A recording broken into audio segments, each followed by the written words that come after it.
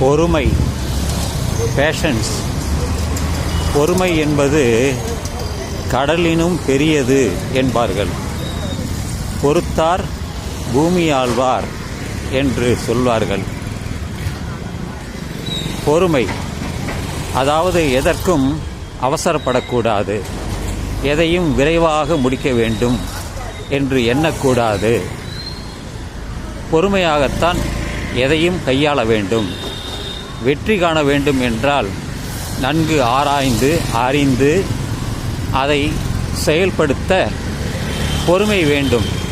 அந்த வெற்றிக்கான வழிகள் எது என்று தெரிந்து அதன்படிதான் நாம் செய்ய வேண்டும்.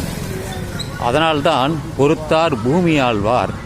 அப்படித்தான் தக்க தருணம் அறிந்து எதையும் எந்த காரியத்தையும் செய்ய வேண்டும் என்று திருக்குறளிலே திருவள்ளுவர் சொல்லியுள்ளார்.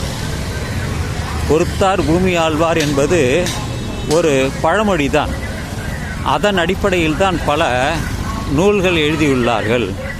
பொறுமை கடலினும் பெரிது என்பார்கள். கடலை, எவ்வளவு பெரிய கடல், அதைவிட பெரியது பொறுமை என்பார்கள். அதனால் வாழ்க்கையில் நாம் பொறுமையை கடைபிடிக்க வேண்டும். பொறுமையுடையார் புகழ் அடைவார் என்று சொல்லி இந்த பதிவை நான் நிறைவு செய்கிறேன்.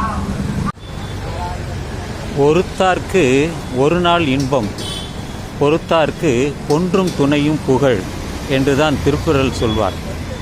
ஒருத்தார் என்பது ஒருவரை காயப்படுத்துவது, துன்பத்தை உண்டாக்குவது, அதுதான் ஒருத்தல். ஒருத்தார்க்கு ஒரு நாள் இன்பம், அவர் அந்த கணத்தில் தான் அவருக்கு அந்த இன்பம் கிடைக்கும். ஆனால் அதையெல்லாம் பொறுத்து கொள்பவர்கள் புகழடைவார்கள் என்பதுதான் அந்த திருக்குறளின் கருத்து.